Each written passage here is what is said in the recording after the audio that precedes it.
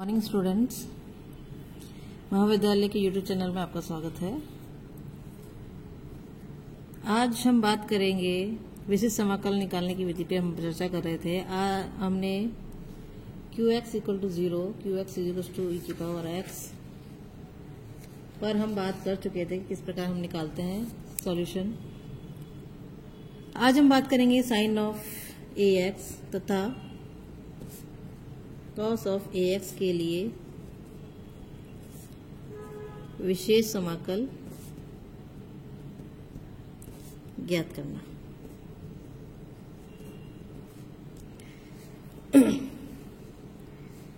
हमारा हम जानते हैं जो फंक्शन है 1/f(d) sin ax तथा हमें 1/f(d) cos ऑफ ax ज्ञात करना है, जबकि हमारे पास f of minus a square is not equal to 0 हो। हम जानते हैं d of sine a x जो है वो हमारा होता है a cos a x, d2 sine of a x हो जाएगा minus of a square sine a x, d3 हो जाएगा sine of a x is equals to minus of a cube sine का कॉस हो जाएगा, कॉस का minus sign, sine का cos हो जाएगा। तो ये कॉस का माइनस साइन का कॉस माइनस का माइनस रहेगा कॉस ऑफ ए एक्स, और d4 हम निकाले हैं तो ये हो जाएगा sine of a x is equals to minus a square का whole square sine a x. इसी प्रकार हम आगे कंटिन्यू करते रहे तो हमारा जो d2n हम निकाले हैं साइन ऑफ ए एक्स वो हो जाएगा माइनस ए स्क्वायर की पावर n आ जाएगी, साइन ऑफ ए एक्स होगा, यानी f of d square sine a x हम निकाले तो हो जाएगा f of minus a square sine of a x. और 1 इसीलिए हम 1/f of d square f of d square sine of a x निकालें तो वो हमारा हो जाएगा 1/f of d square into वो f of minus a square sine a x, और साइन ए एक्स हमें निकाला तो ये हो जाएगा हमारा f of minus a square 1/f of d square, ये बाहर आ जाएगा into sine of a x. इसीलिए हम इसको लिख सकते हैं 1/f of d square sine of a x is equal to 1/f of minus a square sine of a x, जबकि हमारे पास f of minus a square is not equal to 0 हो। इसी प्रकार हम 1/f of d square cos of a x के लिए लिख सकते हैं 1/f of minus a square cos of a x, जबकि f of minus a square is not equal to 0 हो। ये तो हमने बड़ा condition f of minus a square is equal to not equal to 0 के लिए। स्पेशल केस आ जाता है कि स्पेशल केस करके लिख देते हैं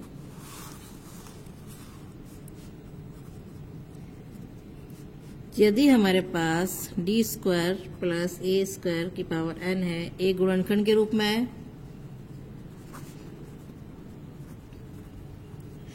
तो ये विधि हम काम में नहीं ले सकते हैं, क्योंकि तब हमारा क्या हो जाता है f of minus a square is equal to 0 हो जाता है। तब हम जानते हैं कि हम इसके लिए कौन सी विधि उपयोग करेंगे। e की power iota a x is equal to हम जानते हैं cos of a x plus iota sine of a x होता है। इसीलिए हम यदि 1/d square plus a square की power n into sine of a x निकाले तो वो हो जाता है 1/d² प्लस a² की पावर n e की पावर आयोटा ax का काल्पनिक भाग। इस तरीके से हम इसे लिख सकते हैं। अब काल्पनिक भाग है तो कहते हैं कि पावर आयोटा में लिख दिया है हमने, तो इसके लिए हम इसे जैसा हमने पिछली बार किया था वैसा हम कर सकते हैं कि 1/d² प्लस a² की power n cos of ax जो है वो बराबर हो जाएगा 1/d² प्लस a² की पावर n e की पावर आयोटा ax का वास्तविक भाग हो जाएगा। साइन वाला काल्पनिक भाग और कॉस वाला वास्तविक भाग हो जाएगा। अब यदि हमें निकालना है 1/d² प्लस a² की पावर n e की पावर आयोटा ax लेके चले हम, तो इसे हम लिख सकते हैं d माइनस आयोटा a की पावर n और d प्लस आयोटा a की पावर n लिख सकते हैं इंटू e की पावर आयोटा ax। पहले दोनों के लिए निकाल लेते हैं, फिर हम अलग अलग कर देंगे। तो ये हो जाएगा 1/d माइनस आयोटा a की पावर n और यहाँ हमने इसकी वैल्यू रख दी, तो ये हो जाएगा आयोटा ax यानी 2 आयोटा a की पावर n, x d की जगह रख दी आयोटा a और इसे हमने सॉल्व कर लिया। तो ये हो जाएगा इसकी जगह, क्योंकि ये 0 हो रहा है, इसकी जगह हम पहले जो पढ़ चुके हैं फॉर्मूला वो लिख देंगे। तो 1/2 आयोटा a की पावर n हमने बाहर निकाल लिया। इसके साथ x की पावर n मल्टीप्लाई, क्योंकि पावर n है तो x की पावर n मल्टीप्लाई हो जाएगा e की power iota ax upon factorial n। और चूंकि यदि इसमें हम -1 की पावर n x की पावर n इसे इस तरीके से लिख दें 2 की पावर a, क्योंकि आयोटा की पावर n है जो हमने ऊपर ले ली, -1 की पावर n फैक्टोरियल n। तो ये हो जाएगा हमारे पास -1 की पावर n x की पावर n इंटू e की power iota ax plus n π/2 iota की पावर n।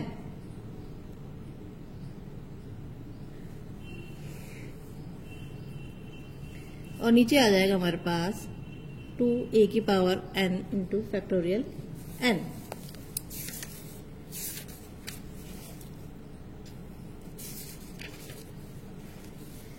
अब हम इसे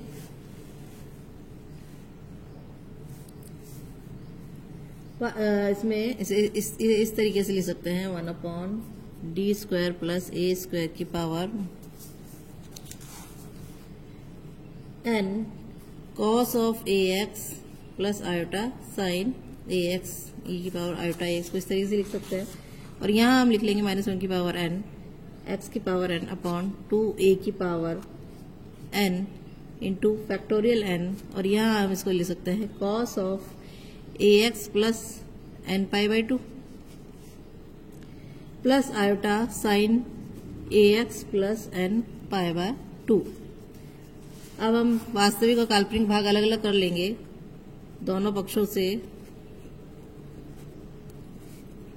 वास्तविक व काल्पनिक भागों की तुलना करने पर हम पाते हैं कि 1/d² प्लस a² की power n cos of ax है जो बराबर है -1 की पावर n x की पावर n अपॉन 2a की power n into factorial n। ये हो जाएगा cos of ax plus n π/2। और काल्पनिक भाग यदि हम अलग करें तो ये हो जाएगा d² प्लस a² की power n sine of ax जो है वो बराबर हो जाएगा -1 की पावर n x की पावर n अपॉन 2a की power n factorial n sine of ax plus n π/2। तो इस प्रकार हम जब हमारे पास f ऑफ a = 0 हो तो हम इस तरीके से निकाल सकते हैं। कुछ क्वेश्चन ले लेते हैं जिससे हमें क्लियर हो जाएगा। क्वेश्चन है हमारे पास, हल कीजिए।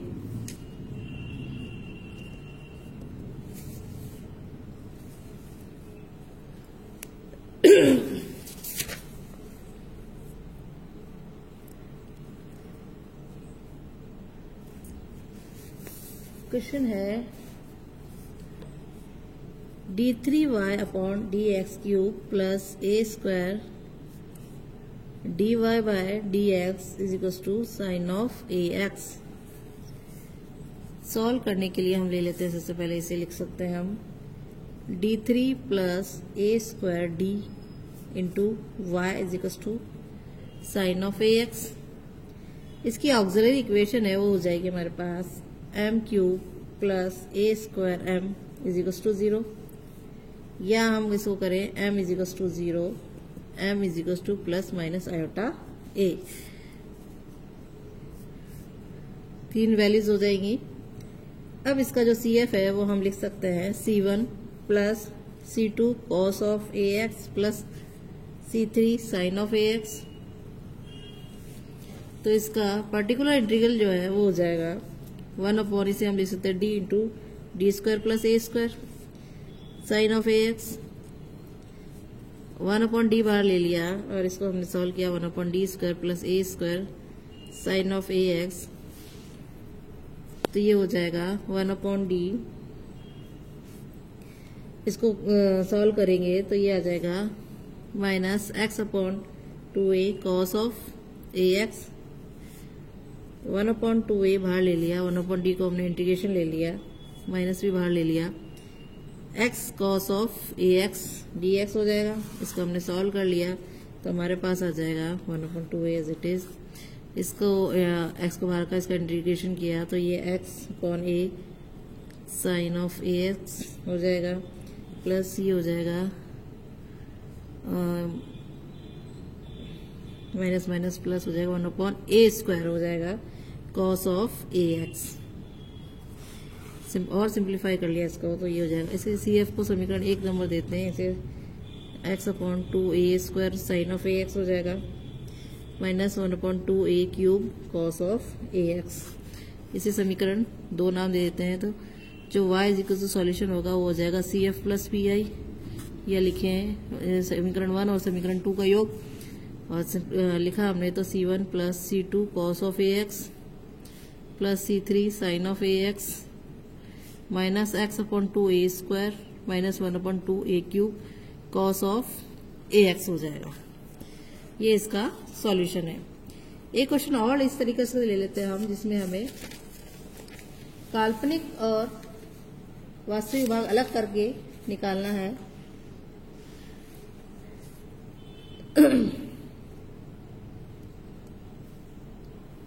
क्वेश्चन है हमारे पास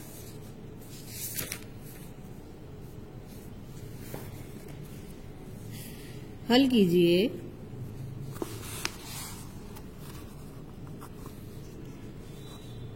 d माइनस 1 का whole square into d square plus 1 का whole square y is equal to sine square 1/2 into x plus e की पावर एक्स। इसे हमें हल करना है। सबसे पहले हम इसकी ऑक्सिलरी इक्वेशन ले लेते हैं। ऑक्सिलरी इक्वेशन हमारे पास हो जाएगी m माइनस 1 का whole square into m square plus 1 का होल स्क्वायर बराबर 0। इसमें m की जो वैल्यूज है वो निकलेगी 1,1 इससे निकल जाएगी और इससे निकल जाएगी प्लस माइनस आयोटा और प्लस माइनस आयोटा, 2 वैल्यूज निकलेंगी इसकी। इसका जो सी एफ है वो हो जाएगा हमारे पास C1 plus C2 x into e to the power x plus C3 plus C4 x into cos of x plus C5 plus C6 x into sine of x. ये हमारी समीकरण 1 है। अब हमें इसका पर्टिकुलर इंटीग्रल निकालना है। पर्टिकुलर इंटीग्रल निकालने के लिए हमारे पास हो जाएगा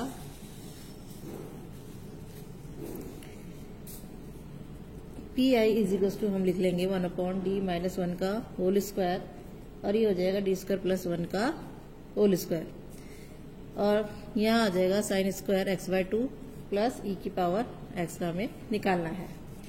अब हम क्या करेंगे, सबसे पहले इसे 1 अपॉन डी माइनस 1 का whole square d square plus 1 का होल स्क्वायर ई की power x plus 1 upon d minus 1 का whole square d square plus 1 का होल स्क्वायर इंटू, इसको हम साइन स्क्वायर x/2 को लिख सकते हैं 1 माइनस कॉस x/2। इस तरीके से लिखेंगे। इसके बाद इसका हम निकालेंगे, यहाँ 0 हो जाएगा, तो ये हो जाएगा स्क्वायर है इसलिए एक्स स्क्वायर बाय फैक्टोरियल 2, और इसमें वैल्यू रख देंगे हम 1 + 1 यानी 1 + 1 का होल स्क्वायर। ये तो यहाँ तक सॉल्व हो गया। अब इसको सॉल्व करने के लिए 1/2 और ये हो जाएगा 1/d - 1 का होल स्क्वायर और d² + 1 का होल स्क्वायर इंटू e की पावर 0x लिख सकते हैं इसको। और यहाँ आ जाएगा 1/2 बाहर आ गया 1/d - 1 का होल स्क्वायर और d² + 1 का whole square into cos of x।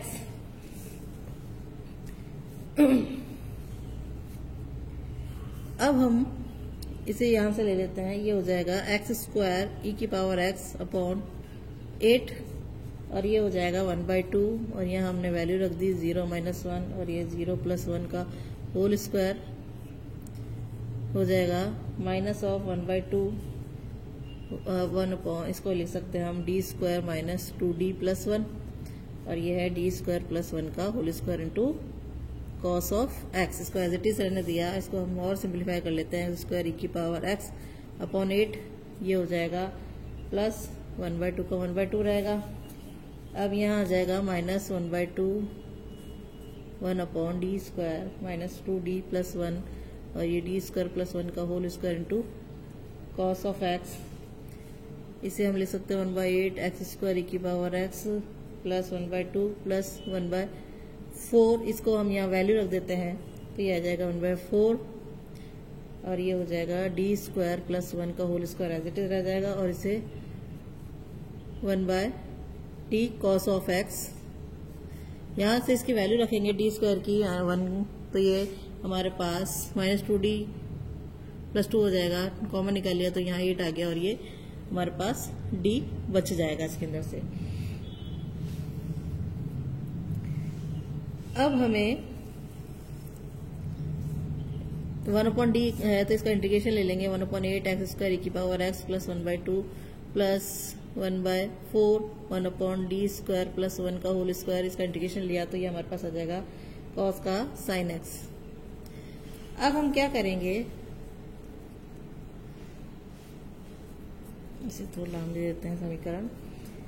अब अलग से हम निकालेंगे 1/d² + 1 का whole square into sine x। इसमें हम 1/d² + 1 का होल स्क्वायर e की पावर i x का अधिकल्पित भाग ले सकते हैं।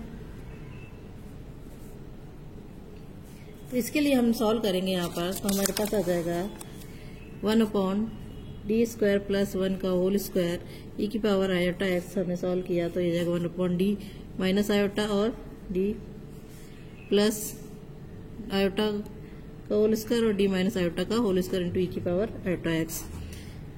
ये हो जाएगा x² upon factorial 2 into e की power i x upon i plus i का होल स्क्वायर।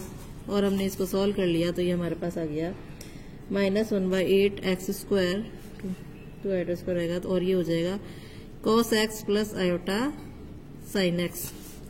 अब चूंकि हमें इसमें इसका अधिकल्पित भाग लेना है तो इसे हम लिख सकेंगे 1/d² + 1 का whole square. Sine of x के लिए लिखना है तो ये हो जाएगा -1/8 x² sin x। ये वैल्यू जो है हमने समीकरण 2 में रख दी। समीकरण 3 से मान समीकरण 2 में रखने पर हमारे पास जो PI है वो हो जाएगा 1/8 x² e की power x plus 1/2 minus plus minus minus हो जाएगा 8 चौक 32 और ये हो जाएगा इसकी value x² sin of x।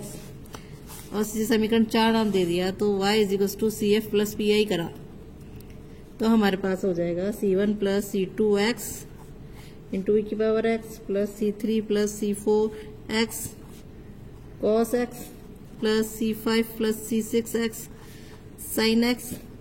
और ये जो पर्टिकुलर इंटीग्रल है वो जुड़ जाएगा 1/8 x² e की power x plus 1/2 minus 1/32 x² sin of x। तो y का ये मान निकल करके आएगा किस प्रकार हमें अधिकल्पित और वास्तविक मान लेकर के हल करना है, और इस क्वेश्चन में हमने देख लिया। इसी प्रकार ये क्वेश्चन भी सॉल्व होंगे। आज के लिए इतना ही, धन्यवाद।